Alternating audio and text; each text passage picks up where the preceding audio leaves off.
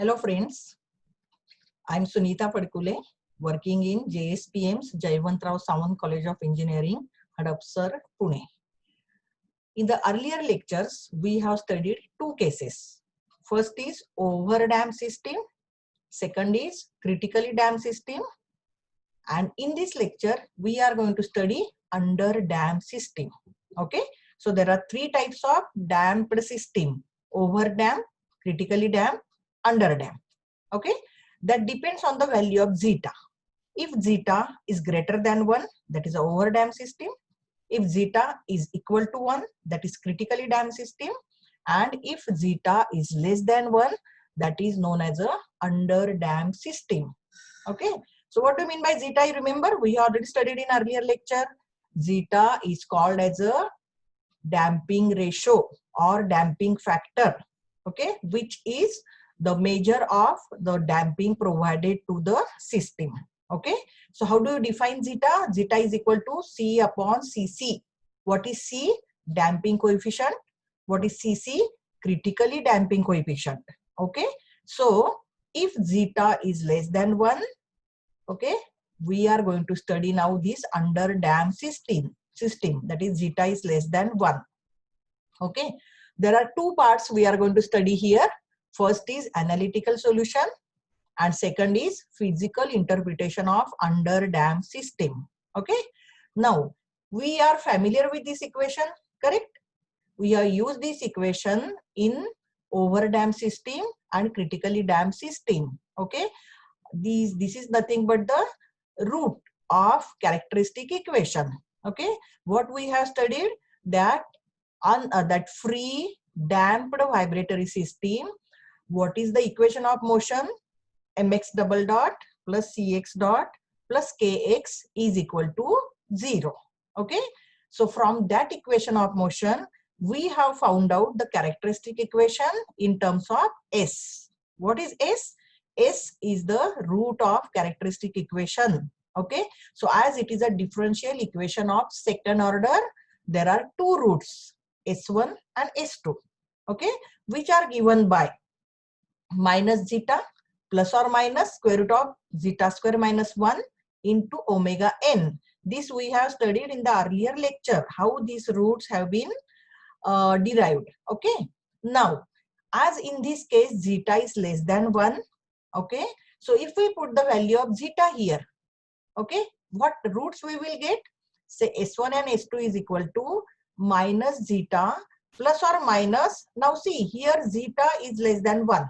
Okay, so square of less than 1 minus 1, it will become minus term. Okay, so square root of minus term, it is an imaginary term. Okay, so how will you write this term? Square root of minus 1 into this term. Okay, so what do you mean by square root of minus 1? That is an imaginary part, and that is nothing but we call it as a I. Okay, so this term, how we will write down? Not zeta square minus 1. Okay, because zeta is less than 1. So we will write down here 1 minus zeta square into square root of minus 1, that is I. Okay, so how will you write down these roots? S1 and S2 is equal to into bracket minus zeta plus or minus I. Square root of 1 minus zeta square into omega n. Okay, so in over dam system, always the term is zeta square minus 1. In critically damped system, this term is 0 only because zeta is equal to 1.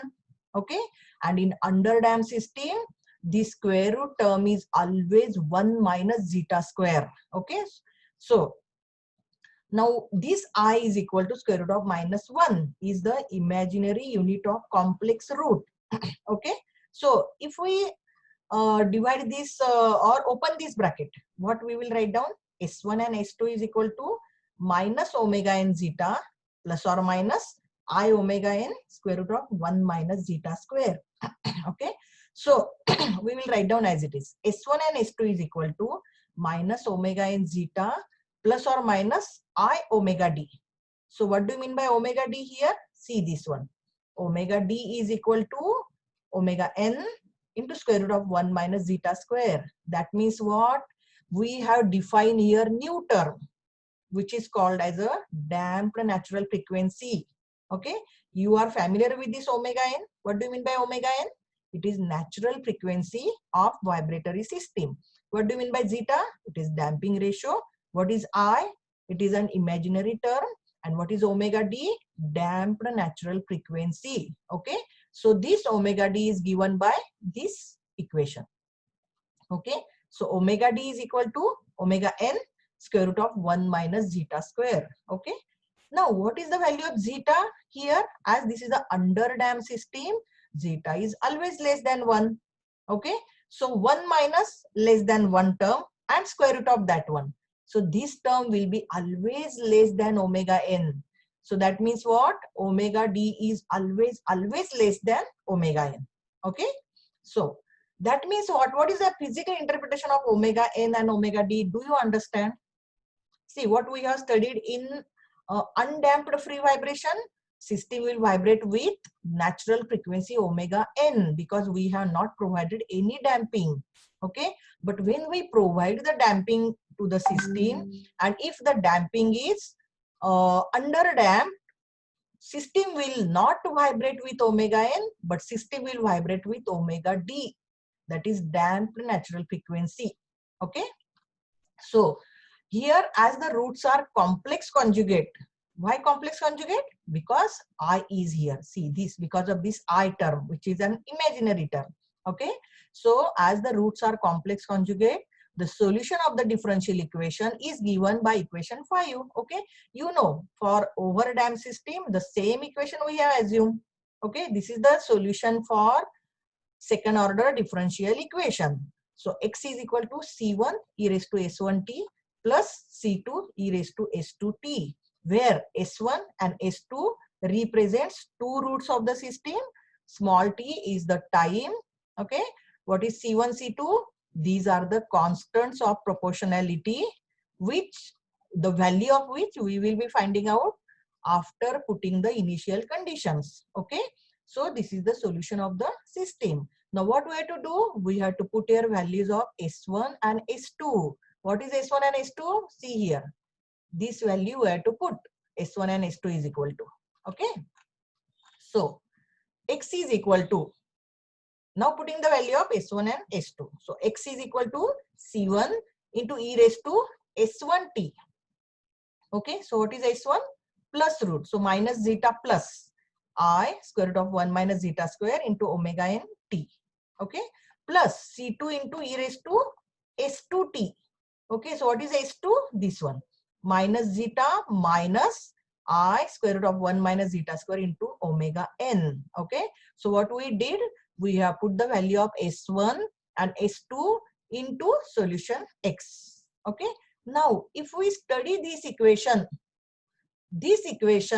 is not useful to study or to analyze the vibrations. Okay, so we cannot proceed further with this equation. Okay, so what we will do? The same equation can be written in terms of cos and theta. Okay, so see this equation. If you remember, you have studied in M3, e raised to I theta is equal to cos theta plus I sin theta. And what is e raised to minus I theta? Is equal to cos theta minus I sin theta.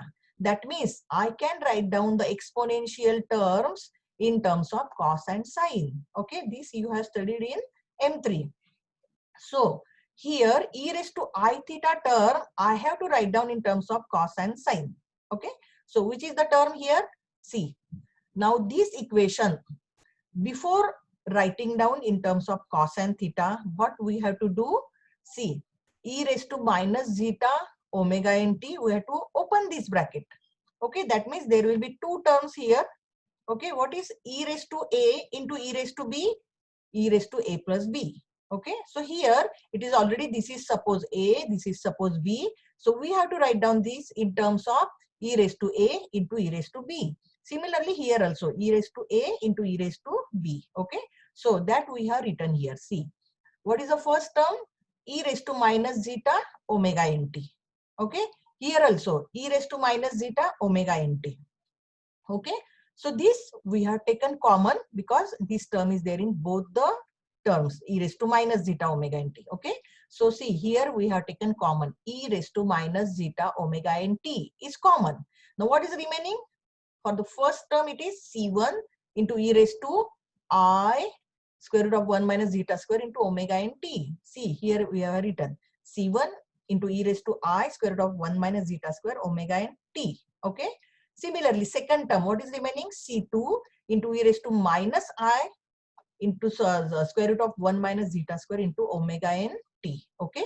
So now this equation, see this is I theta and this is also minus I theta. So e raised to I theta, this term is e raised to minus I theta. Okay. So what is theta here?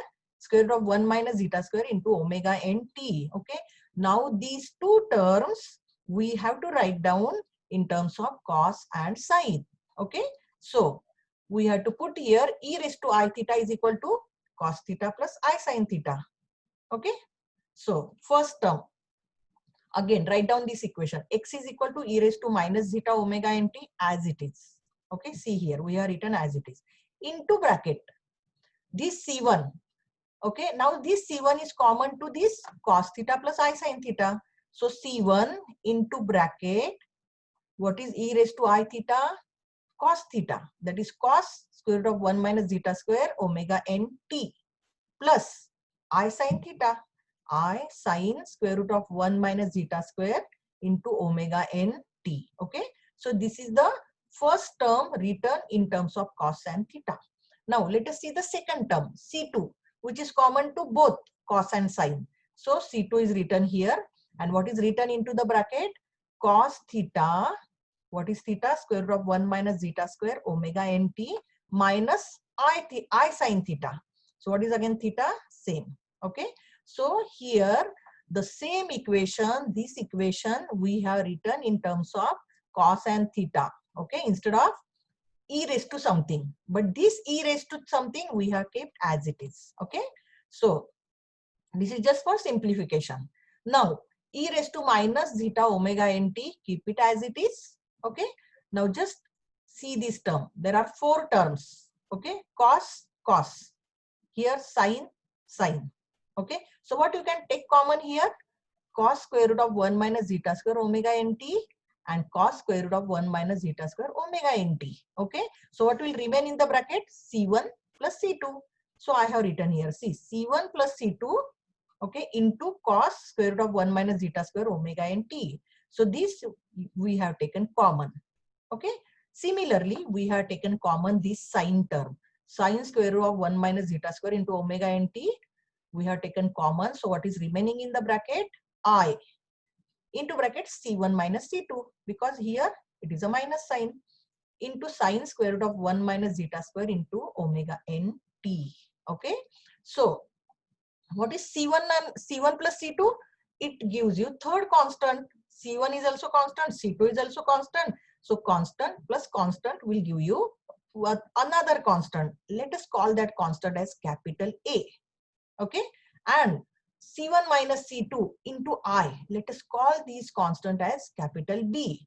Okay. So this equation we will write down x is equal to e raised to minus zeta omega n t into bracket A, which represents C1 plus C2, into cos as it is, cos square root of 1 minus zeta square into omega n t plus B, that is I C1 minus C2 into sine as it is, square root of 1 minus zeta square into omega n t. Okay.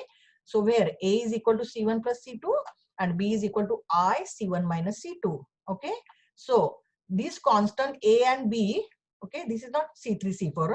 This constant A and B we can find out from initial conditions. Okay. So now what is the interpretation of this equation? The constant C1 plus C2 and I C1 minus C2 in this equation are real quantities, which makes C1 and C2 complex conjugate quantities. Why these are the real terms? Because see, on left hand side there is a x.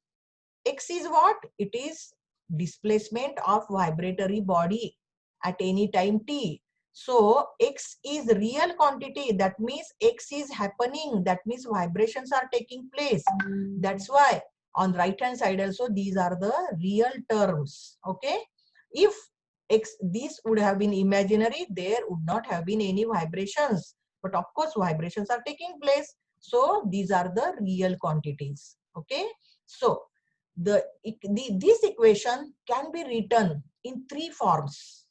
This is first form. Okay, what is the first form? See, same equation we have written here. The equation derived above can be written in either of the following three forms. Okay, what is the first form?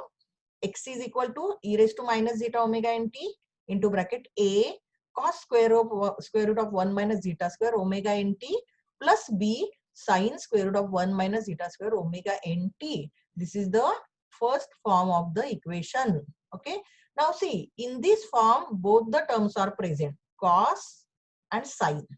Okay, so for simplification we can write down the same equation either in terms of cos or in terms of sine. Okay, you know there is a relation between sine and cos. Okay, so this sine term will be replaced by phi 1. Okay, phi 1 is the phase angle.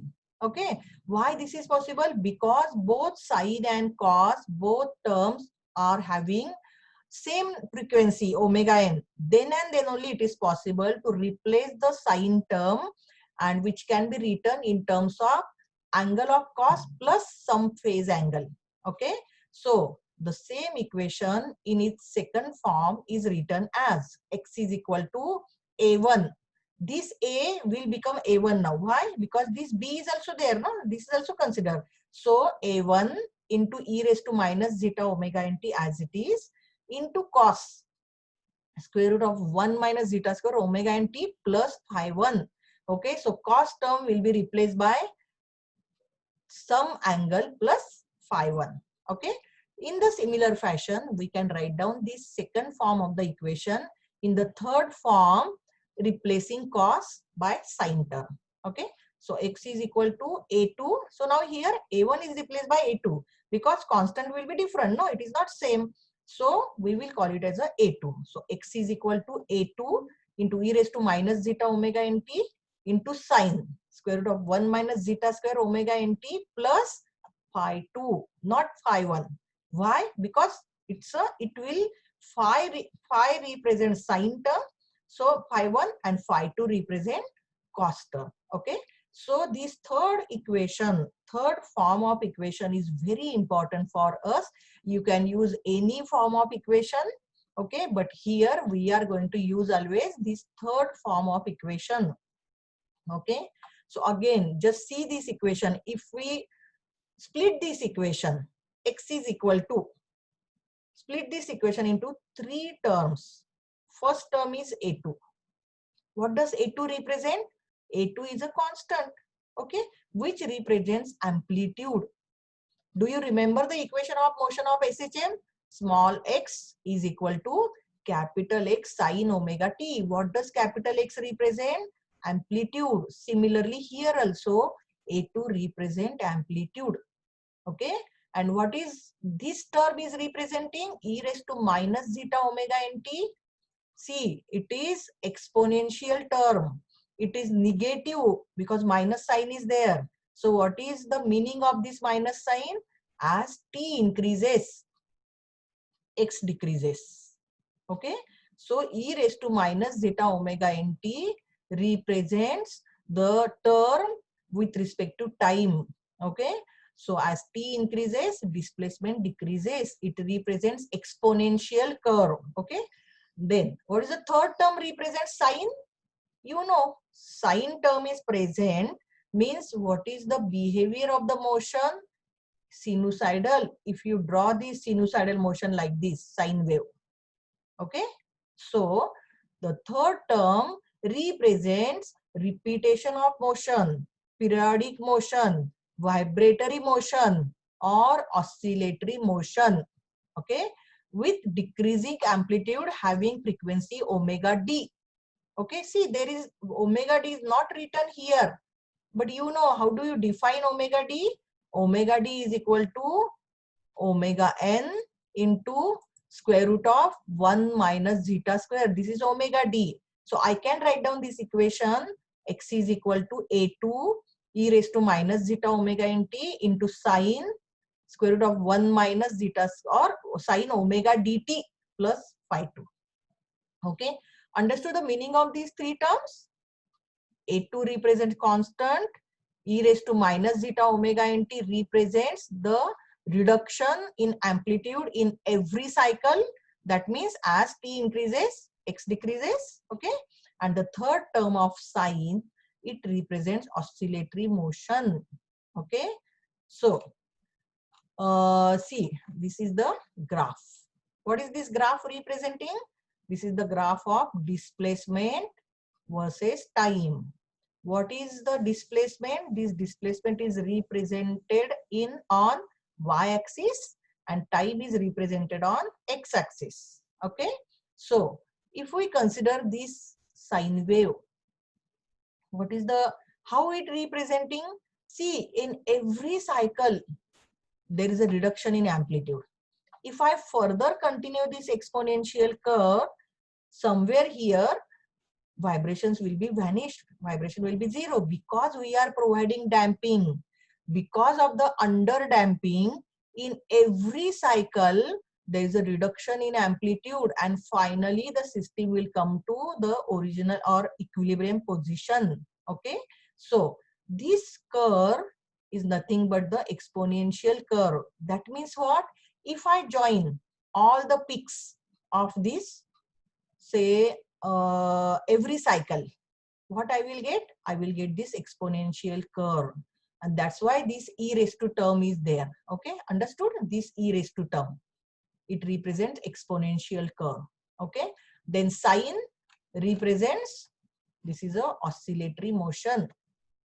Okay, now how do we define time period here? Say time period means what? Time required to complete one cycle. So if we start from point A, when the cycle will be completed? At point B. So from A to B, horizontal axis, it represents time period T. It is given by 2 pi upon omega d. Why omega d? Because here in this system under damping is provided, which is of the type under damp, because the value of zeta is less than 1. So system will vibrate with damped natural frequency and not with natural frequency omega n, but it will vibrate with damped natural frequency omega d. Okay. So how this t has come? See, this is the simple formula of velocity. If we take this omega d here, omega d is equal to 2 pi upon t.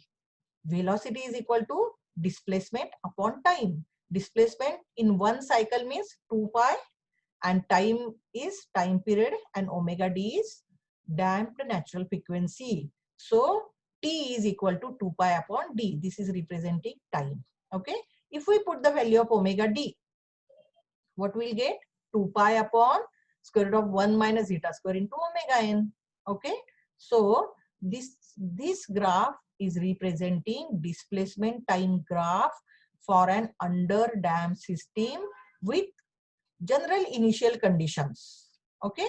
Now here we have to in the next lecture, what we will see, taking some initial conditions, we have to find out the values of two constants. What are those two constants? See this equation.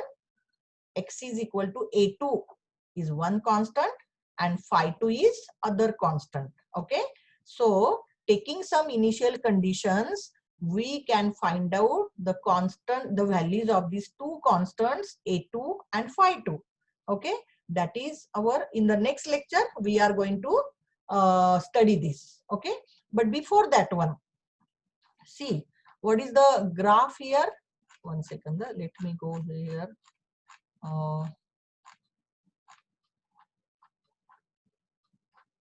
See, if you remember in the earlier lecture, we have I have shown you one diagram, okay, which was colorful diagram, which was the diagram of displacement versus time, wherein I have drawn all four graphs. Okay, so that graph was for all three conditions: under damp, over damp, and critically damp. Okay, so let us go to that figure. See this figure. Okay, now we have studied three systems. Of course, under damp we have to still finalize the final equation by putting the initial conditions. Okay, see the graph with black color. Okay, it starts from here. See, this is the under damped. Okay, in every cycle there is a reduction in amplitude. Okay, and what is the blue graph representing? Blue graph represents undamped.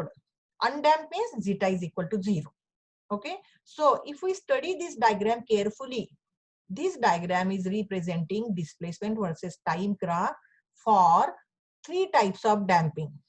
And one more we have added, that is undamped. Undamped means damping is not provided, that is zeta is equal to 0. So zeta is equal to 0 means if I join all the peaks, I will get horizontal line here.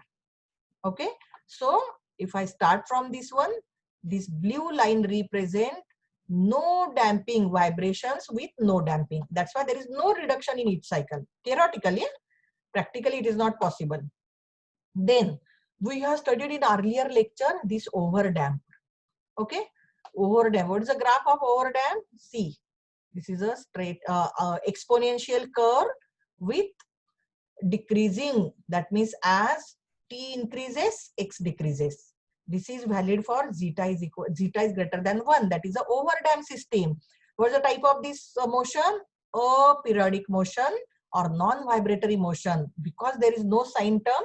Okay, it is non-oscillatory motion. Okay, then we have studied this critically damped system. See, I have shown here by green color. Okay, so what is the, this is also very much similar to the overdamp system, but what is the difference between these two? Overdamp system, as the damping is too much, it will take too much time to come to the equilibrium position. And what happens in critically damped system, it will immediately come to the rest position, because we have provided that much damping which is needed by that system. That's why the name is critically damped system. That's why the value of zeta is 1. Okay, and the third system which we have studied today, that is shown by black color, that is under damped system. This is the sinusoidal graph. Okay, so in every cycle there is a reduction in amplitude. So if I join these peaks, I will get this exponential curve. Okay, but the motion of the vibratory mass is like this. Understood? So this is the diagram for all three types of damping. So in the next lecture, we will study what is the reduction, or by putting the value, putting initial conditions, what is the final equation for say under damped system. Okay, thank you very much. Let me stop the recording.